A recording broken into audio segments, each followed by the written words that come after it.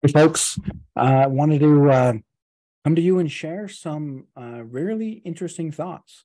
As you know, I am building a digital summit that's going to go launch from June 6th on to June 29th, unless, of course, hey, we might have some surprise guests and surprise guest speakers in order to maybe even give you more value.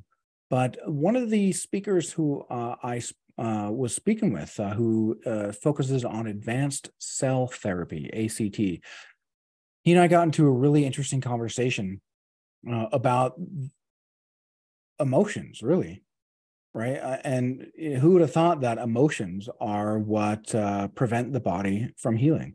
Well, I mean, it kind of makes sense, right? And for now, just bear with me a moment. Even if you think like, really, Josh, really, Joshua, like emotions are what's keeping me from healing. Well, there's been so many studies done with plants, with water, right? Where if you speak negatively to a plant versus positively to a plant, you'll see the one that's spoken to negatively actually has stunted growth. It looks sickly. The one that's spoken to positively looks great. It's got accelerated growth. Water as well. Water can look dirtier when it freezes and you look in a microscope. There's no crystalline structure. It's just this gross glob of frozen mass. Whereas if you share love with it and share positive emotions, well, then the water actually freezes in grand crystalline designs. Well, and science has now proven that water has a memory. Oh, imagine that. So let's say that our bodies are 70% water, because they are. And let's then say that inside of our minds, if you are an American, and Americans, I'm not sure how it is in any other country in the world because I don't live there. I live in the US. But Americans think that, or rather, they fetishize this idea that they are their own worst enemy.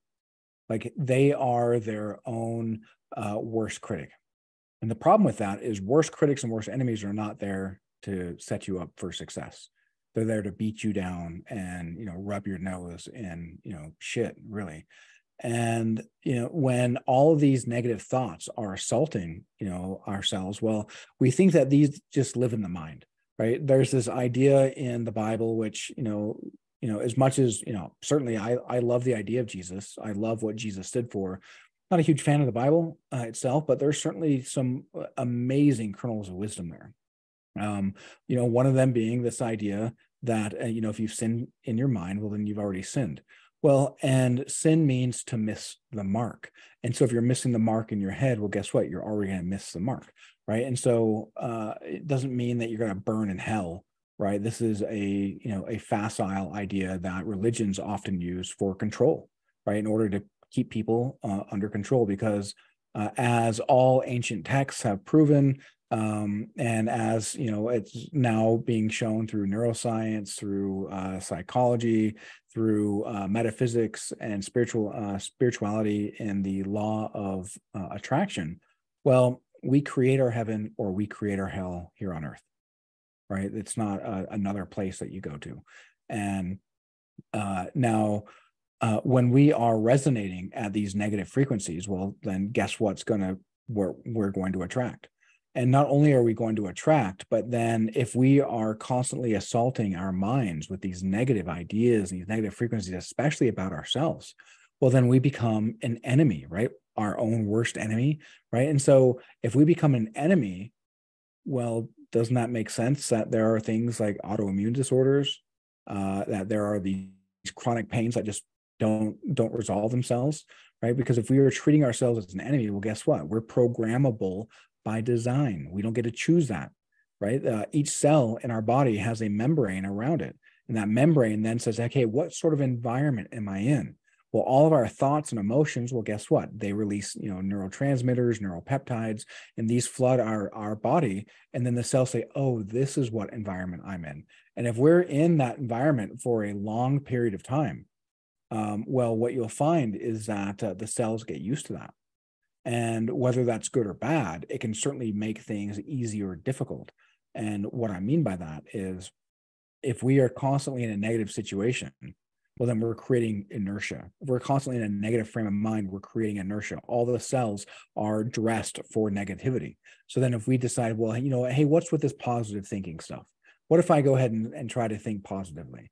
Well, after one day, likely nothing happens. Why? Because all of your cells are still following the old base protocol, which was negativity.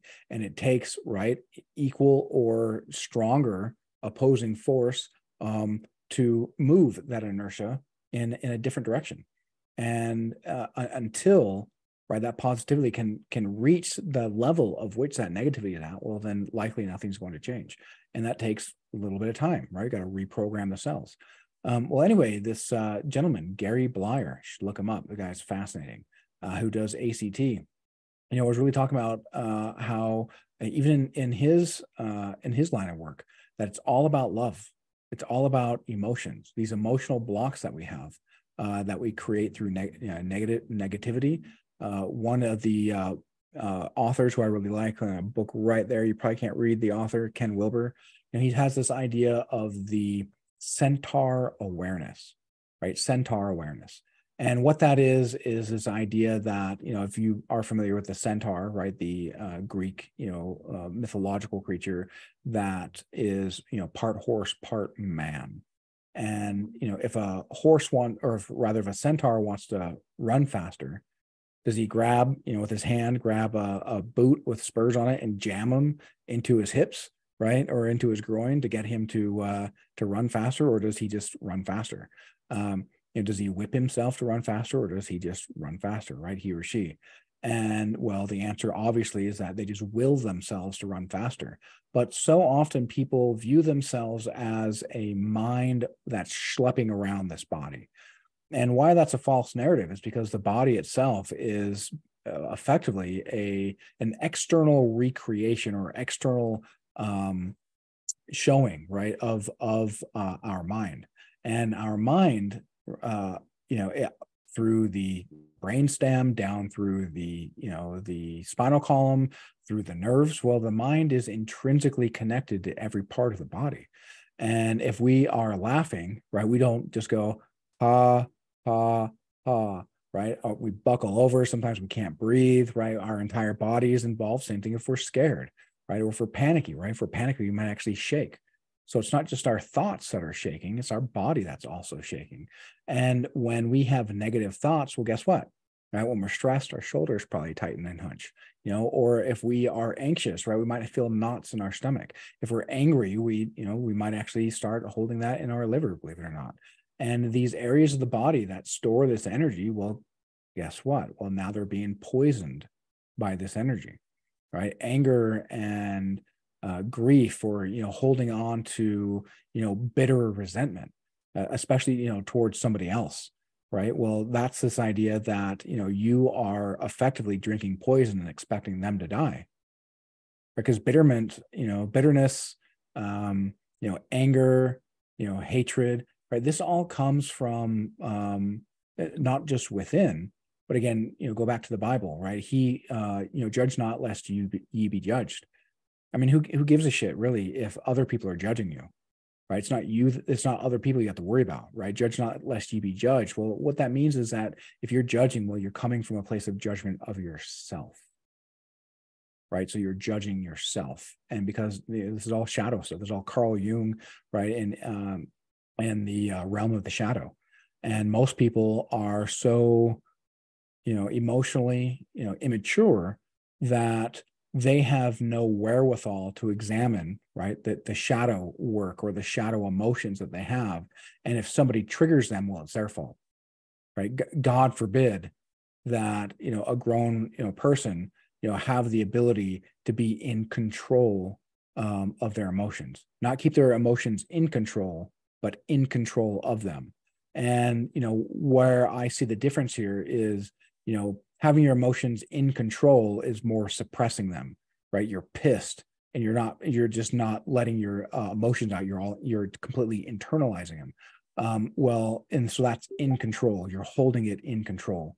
Now, why that is a problem is because, again, going back to Carl Jung, right? That which we resist persists. So if you are, resisting that anger, well, guess what? Now you're going to have more anger. But not only that, but you're also going to internalize that. And as we are energy bodies, guess what? Well, all that anger, all that hatred, well, if it poisons the body, well, guess what? The body and the mind, they break down as a natural consequence, right? And if we are 70% water and water holds its memory, well, guess what? All these thoughts, all these emotions are aiding to either the entropy or the breaking down of the body or the healing of the body and the order and, the body, coming together. And so it's deeply important to have your emotions in control, right? Your thoughts in control. And what that means is if somebody says something that might normally make you mad, well, what you do is say, oh, well, they aren't the author of my emotions, right? They don't get it. They aren't, my master. I am my master. And if I choose to get angry, well, then that's me. That's not them. They didn't force me to get angry. I chose to get angry. I chose to get sad. I chose to get upset.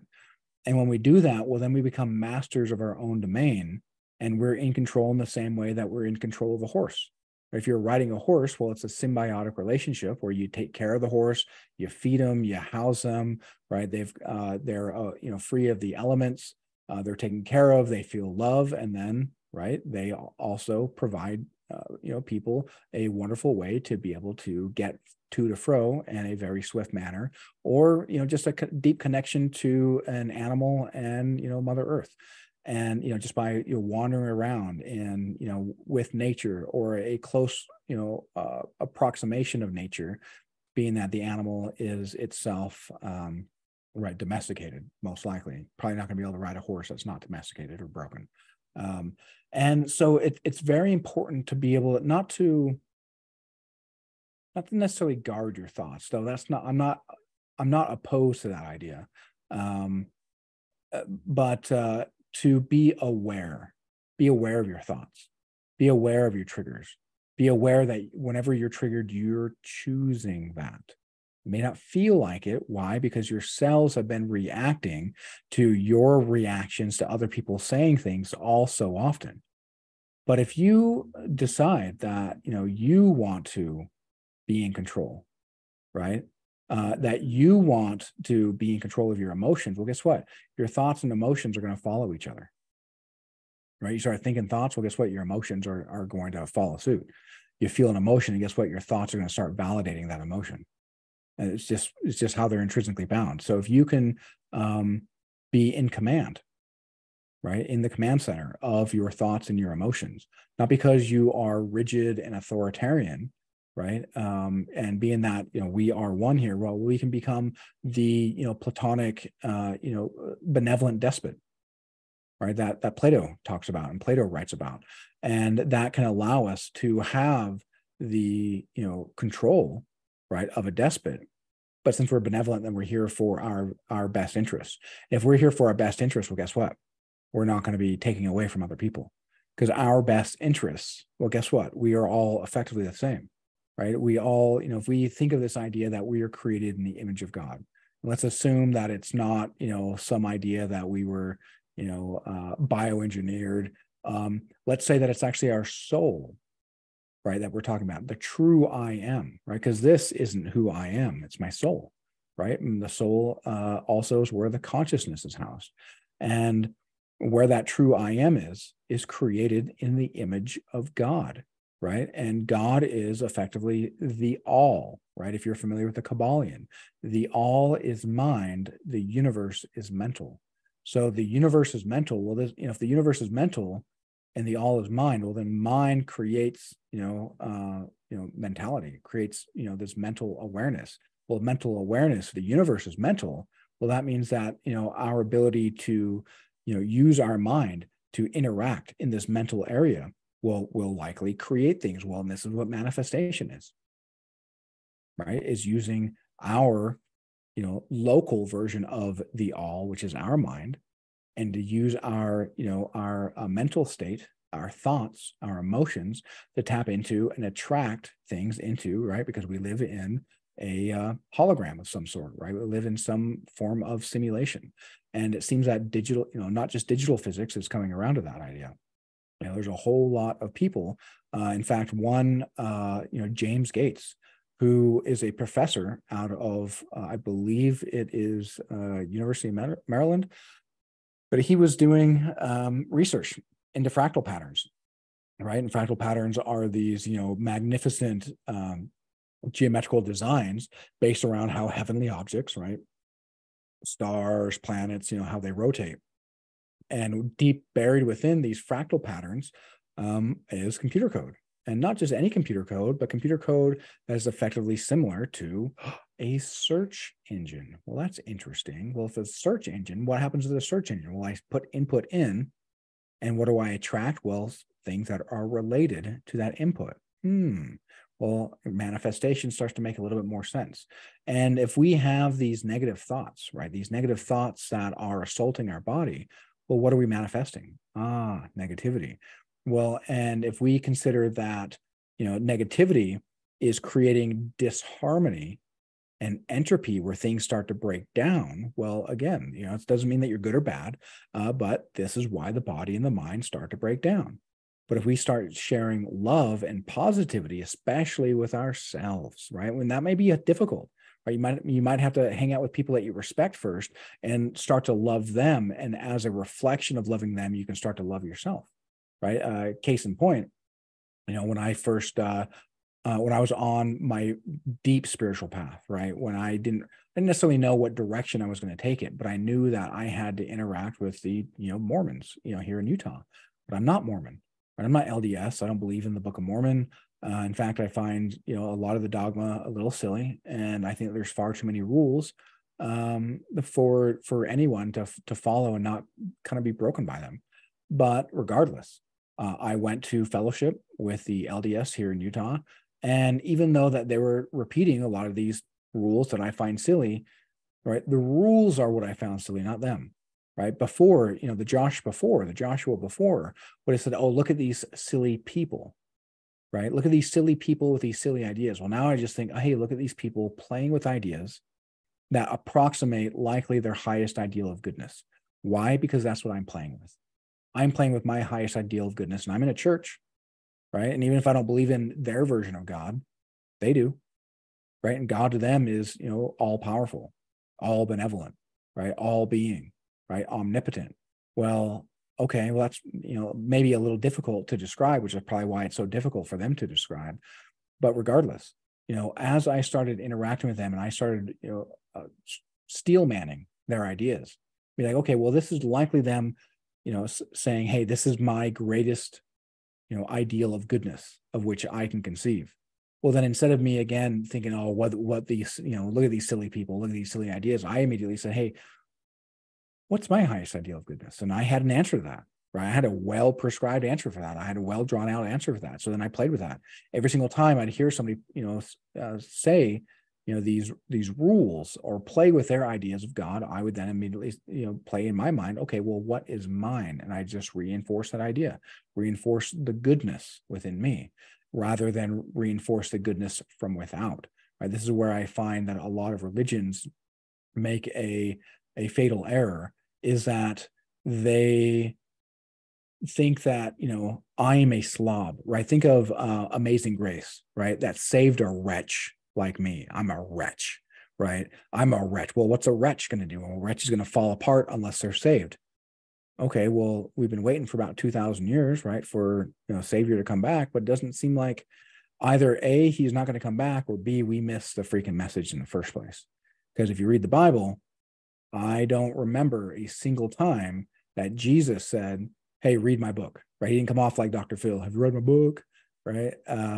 It was always the people around Jesus that talked about, oh, you're supposed to read these books. You're supposed to do this, right? And the ones that rip out different stories, create the Apocrypha, right? And then they add their own, or they update, or they retranslate, and take out certain phrases, put in other phrases, and manipulate the text in order for it to be more representative of what they want, which is a means of control. And that's really the way that we've orchestrated a lot of our theology here on the world. And I mean, even the idea of Buddhism, right? Buddhism is supposed to be a practice, not a religion, but many people have made it into a religion and turned Buddha into a god, instead of turning Buddha into an ideal for them to attain, right? Jesus said, I am the way, I am the path, and I'm the way, I'm the truth, and I'm the light. And so I'm the way. Well, what's the book of the way? Well, that's the Tao Te Ching. And certainly the Tao Te Ching is all about stepping out of the way of evil. Well, what did Jesus do? Jesus stepped out of the way of evil. And the Pharisees confronted him and was like, hey, bro, which one of these, which one of these commandments, are the best there, dog, right? Which one should we be following first? And instead of answering outright, he answered, parabolically and, effectively. And, love God with all that, above all else. And I'm convinced he meant the God self, which is the soul, right? Created in the image of God. Love God above all else, and love your neighbor as yourself. Well, why your neighbor as yourself? Well, guess what? Because they're also God, right? They're also a part of this magnanimous God, that, a fragment of that God is our soul. And not only that, but as we are manifesting and attracting, well, the people who are coming into our space, well, we've attracted that.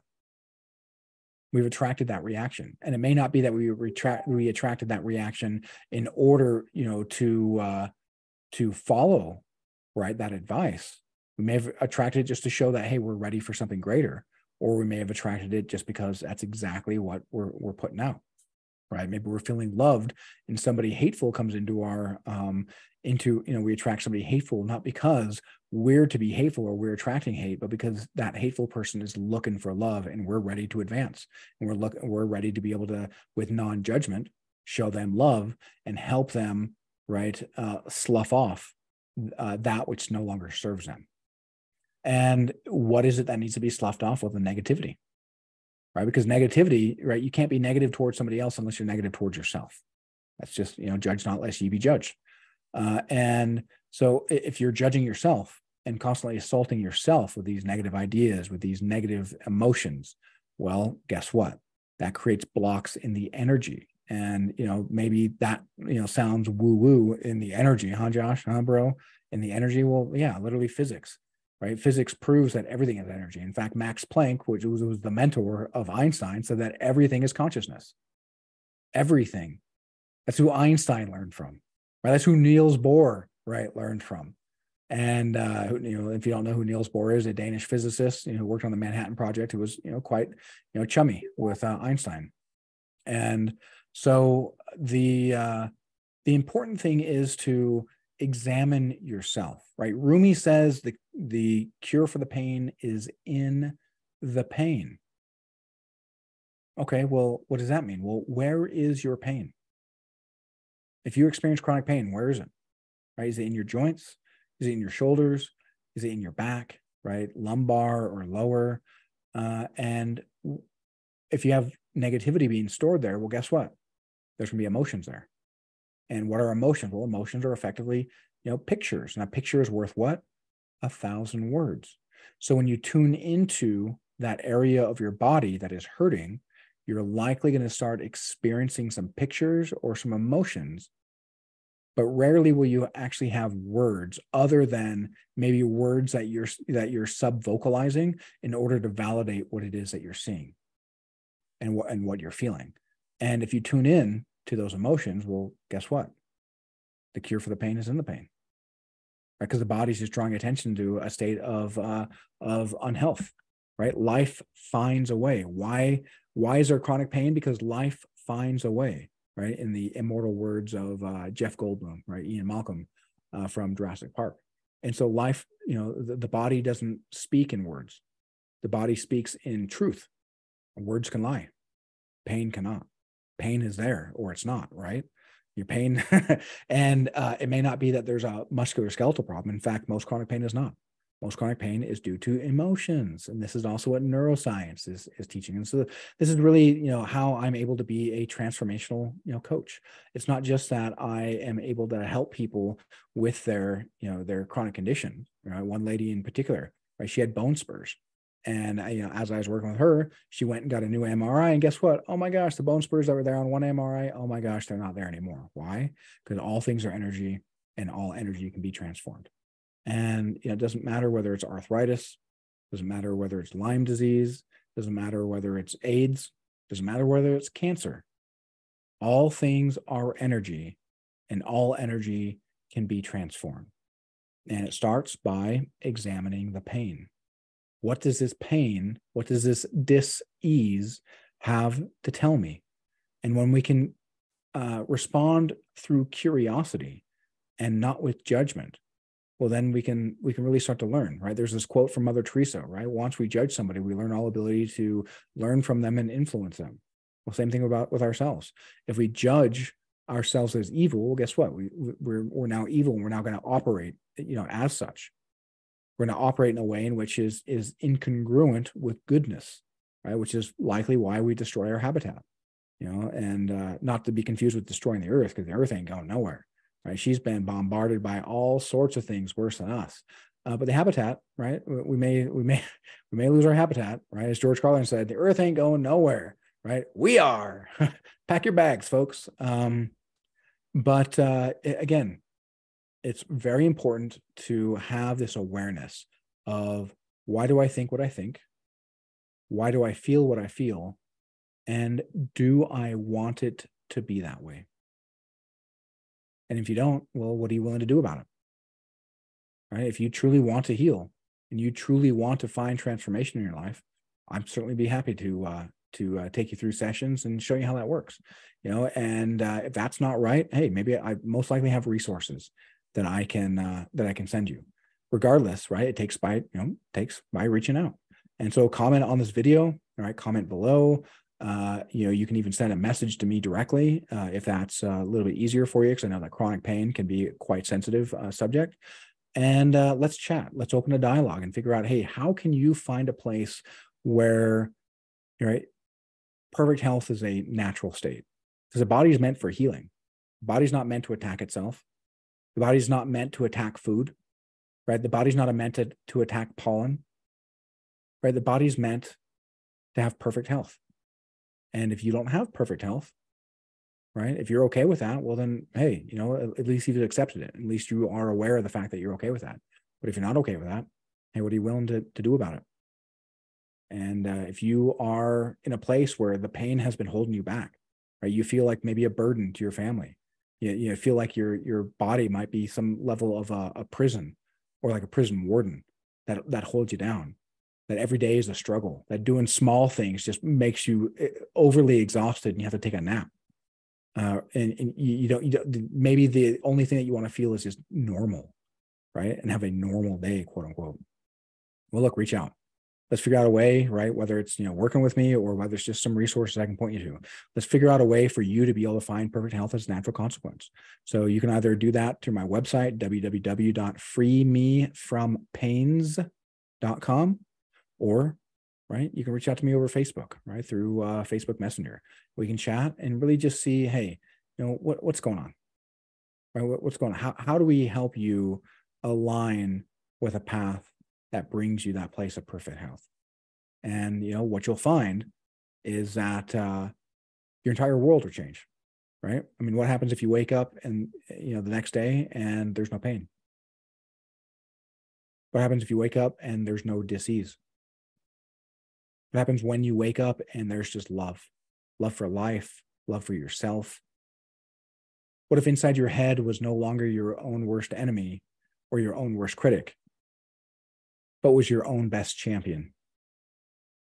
How much different would life be? Right? How much different would life be if you didn't have to whip yourself or rake yourself over the coals? So that's what's up. And if that's what you want, well, hey, reach out to me. You can find me, on Facebook, Joshua Cameron. I believe 921, right? .921 is my personal profile. Or you can find Toward Goodness, right? You'll see my, little, golden seal with the bird inside that says Toward Goodness, and reach out to me. Happy to chat. And, if you see this on YouTube, well then, right, comment on the video. Let me know what it was that you liked. Let me know if you're interested. And if you want to reach out to me, well, you'll see how to do that, right, within the comments. Either way, right, make sure that you're in a place where, you are bringing yourself on a path toward goodness, right, away from pain, away from negativity. Why? Because hurt people, right? Those who are hurting turn around and hurt. So if we want our habitat to actually heal and want actually, to, keep the natural beauty that we have in this world, well, hurt people aren't going to do that, right? Healthy people are going to do that. And so the more that you heal yourself, well, guess what? Change yourself, change the world. And so what are you doing on your part to change the world? If you don't know how to help yourself, you don't know how to heal yourself, well, reach out to me. Let's get you on that path. Sound good? Well, this has been, a great live session, here with Toward Goodness, right? My name is Joshua Cameron, and I got to go now, but thank you so much for your time, and may love and truth always guide your path.